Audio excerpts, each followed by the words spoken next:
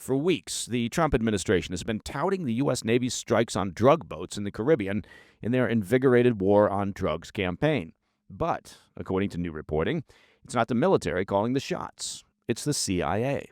CIA personnel have been gathering intel, providing the targets, and tracking vessels in real time. I'll have those details.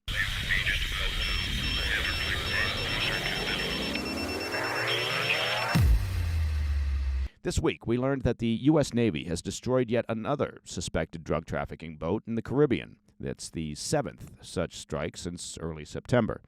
According to the War Department, formerly known as the Department of Defense, the Navy carried out what it called a, quote, lethal kinetic strike against a vessel allegedly affiliated with Colombia's leftist guerrilla group, the Ejército de Liberación Nacional, or the ELN.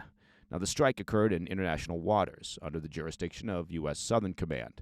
Secretary of War Pete Hegseth said in a post on X that the operation was part of what he described as America's expanding counter-narco-terrorism campaign. For some context, the ELN has been designated as a terrorist organization by the U.S. State Department since 1997. It's known for smuggling narcotics, weapons, and gold across Latin America. And for decades, it's received protection from Venezuela's security forces. At this point in the campaign, at least 32 people have been killed in strikes off the coast of Venezuela. Now, so far, the only things that the public knows about the strikes is what they see from grainy clips of boats exploding at sea, videos posted online by the Pentagon or by President Trump himself. The administration has said all 7 strikes have been, quote, decisive hits against narco-terrorist networks, though no independent confirmation has been released. What hasn't been known about these strikes, until now, is how the targets are being found and selected. According to an exclusive investigation from The Guardian, the U.S. military may be the one pulling the trigger, but it's the CIA that's choosing who to fire on. Sources familiar with the operation say the agency is providing the real-time intelligence behind these strikes, including satellite surveillance and signal intercepts, used to identify which boats are likely carrying drugs from Venezuela or Colombia. Those streams of data are then used to track their routes and make recommendations on which vessels to target. One of the sources put it plainly, saying, quote, they are the most important part of it. In other words, these attacks are being run on CIA intelligence, not DEA or Coast Guard intel, which in the past handled maritime interdiction operations. And that marks a major shift. The old system was built for arrests, and seizures, and evidence. The new system is built for speed and secrecy. The Guardian reports that the CIA's intelligence isn't collected or stored in a way that would hold up in court. It's not about legal proof, it's about rapid targeting. And that means much more of the information used to justify these strikes will likely remain classified. Now, the CIA's involvement helps explain something that we reported last week, that the Trump administration has secretly authorized the agency to conduct covert action inside Venezuela. The exact scope of that directive, of course, remains classified, but intelligence sources have told multiple outlets that it allows the CIA to operate more aggressively against the Maduro regime and its allied cartels. Taken together, these developments point to something larger, the quiet militarization of America's war on drugs, one that's now being run through the lens of covert intelligence and military operations rather than law enforcement.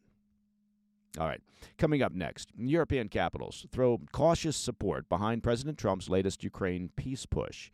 More on that when we come back. Hey, Mike Baker here. You know, before Ridge wallets came along, I carried this giant, worn-out leather brick of a wallet in my back pocket. You know what I'm talking about. It was bulky, uneven, and honestly a pain, literally. So switching to Ridge completely changed the game. Their wallets are slim, they're modern, and tough enough to hold up to 12 cards plus cash, in case anybody still carries cash. The wallets are made from premium materials like aluminum, titanium, and carbon fiber. They've got over 50 colors and styles, which means you can actually pick one that fits your personality. Ridge wallets also come with RFID blocking technology. That's a good deal.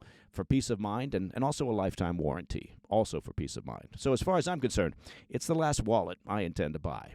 And over 100,000 five-star reviews back it up. For a limited time, our listeners get 10% off at Ridge, that's RIDGE, in case you were wondering, by using code PDB at checkout. Just head over to ridge.com and use code PDB, and you're all set. And after your purchase, well, they'll ask you where you heard about them. So do me a favor and tell them the PDB sent you. Hey, Mike Baker here. Let me take just a moment to talk about your personal finances. Now, as you may have noticed, the cost of everything is still too high, and many folks have been relying on credit cards to cover essentials. So if that debt is piling up for you, well, you're not alone. Americans collectively owe, get this, over $1 trillion in credit card debt. Now, you might have considered reaching out to my friends already at American Financing, but perhaps you hesitated because you don't want to give up your low mortgage rate. Well, there's good news. American Financing has created what they call the Smart Equity Loan. It's a solution designed to help you take control of your finances without touching your current mortgage.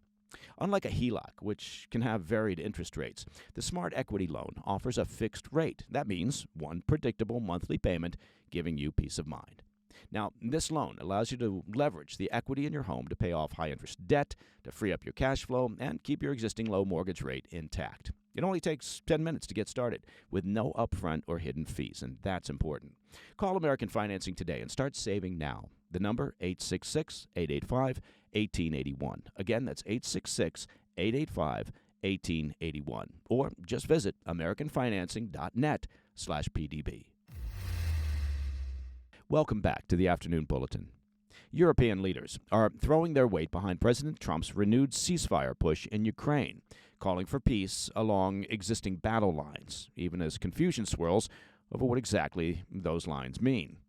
The show of European backing today comes as the White House presses pause on plans for a second Trump and Putin summit. Senior Trump officials confirmed that preparations for the meeting have been shelved, at least for now, acknowledging that what many already suspected. The gap between Moscow and Kyiv, of course, is still far too wide to bridge. European diplomats aren't reading the latest development as a setback. No. After weeks of tension and mixed messages from Moscow, they see the pause as a moment to regroup, keeping Trump's ceasefire push alive while sidestepping another potential clash with the Kremlin. Still, Europe's biggest powers, London, Paris, Berlin, are closing ranks behind Trump's call for a ceasefire along current front lines. They say it's the only way to stop the bloodshed, even if no one can quite agree on where those lines actually fall. A joint statement released Monday read, quote, "We strongly support President Trump's position that the fighting should stop immediately and that the current line of contact should be the starting point of negotiations." It's a moment of unity and an acknowledgement that Trump's plan may be the last viable off-ramp left to achieve some sort of peace. Still, the mood in European capitals is cautious. EU officials worry that Trump could meet with Putin again without securing meaningful concessions, much like their last summit in August, when the Russian leader, of course, brushed off a similar ceasefire plea. And behind the scenes, the diplomacy has been anything but smooth. As we discussed yesterday, Trump's White House talks with Ukrainian President Zelensky last week were described by those close to the meeting as, quote, tense and tough. Now, according to reports from Reuters and other sources, we have more details. Trump allegedly pressed Zelensky to accept Russian demands, chief among them Moscow's insistence that Ukraine withdraw from the Donbass. The Financial Times added that Trump, dismissing battlefield maps, told Zelensky, quote, "If Putin wants it, he will destroy you," end quote. But it was Zelensky who painted last week's meeting with Trump as a success, because it ended with Trump publicly backing a ceasefire at the present lines. Trump denies that report, calling it fiction. He told reporters, quote, "We never discussed surrendering territory." The Ukrainian leader later seemed to support that version of events. Anybody else confused over all this? Saying it was instead Trump's envoy, Steve Witkoff, who merely conveyed Moscow's position. Zelensky told reporters, quote, "We understand that Mr. Witkoff is conveying what Russia means. I made it clear to him that there are some misleading impressions." Now, those misleading impressions are fueling the confusion. The Donbass, that's the long-contested regions of Donetsk and Luhansk, apparently has once again become the fault line.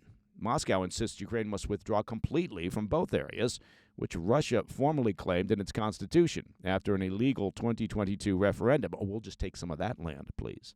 Zelensky pushed back on that demand, saying, quote, "If tomorrow Putin added something else to their constitution, will we need to withdraw again?" End quote.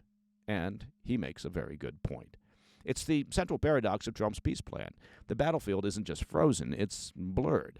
And Trump's challenge now is to turn that gray zone into a deal both sides could live with. Trump told reporters, quote, "We think that what they should do is just stop the lines where they are, the battle lines. Go home, stop killing, and be done," end quote. Now, to be fair, It's relatively easy for any third party, whether the U.S. or any other country, to just say Ukraine should simply give up at least a fifth of its territory. Yeah, you go ahead and do that. When pressed about the Donbass, he added, quote, "Let it be cut the way it is. It's cut up right now. They can negotiate something later on down the line," urging first an end to the gunfire. The Kremlin, unsurprisingly, rejected that clarity. Putin's mouthpiece, Dmitry Peskov, said, quote, "Russia's stance doesn't change," signaling that Moscow still wants more than a frozen front. Of course they do. They want the entire Donbass. Zelensky, meanwhile, admitted Kyiv remains uncertain about the Kremlin's plans for its other occupied territories, which remain in limbo. So, as Trump's ceasefire plan does appear to have Europe's backing, but doesn't appear to be going anywhere in the moment, Putin continues to push back on Western demands, and the fighting continues. And that, my friends, is the PDB Afternoon Bulletin for Tuesday, the 21st of October. If you have any questions or comments, please reach out to me at pdb@thefirsttv.com. And to listen to the show ad-free, you can do that, and you can do it very simply. Just become a premium member of the President's Daily Brief by visiting pdbpremium.com. I'm Mike Baker, and I'll be back tomorrow. Until then, stay informed, stay safe, stay cool. Hey, Mike Baker here, with a great offer from our friends over at Birch Gold Group. Now you can buy gold and get free silver, right? What's not to like about that? That's right. For every $5,000 purchased from Birch Gold Group this month in advance of Veterans Day, they'll send you a free patriotic silver round that commemorates the Gadsden and American flags. Look, gold is up over 40% since the beginning of this year, hitting record highs. And Birch Gold can help you diversify into gold by converting an existing IRA or a 401k into a tax-sheltered IRA in physical gold. Plus, they'll send you free silver honoring our veterans on qualifying purchases. And if you're current or former military, Birch Gold has a special offer just for you. They're waiving custodial fees for the first year on investments of any amount.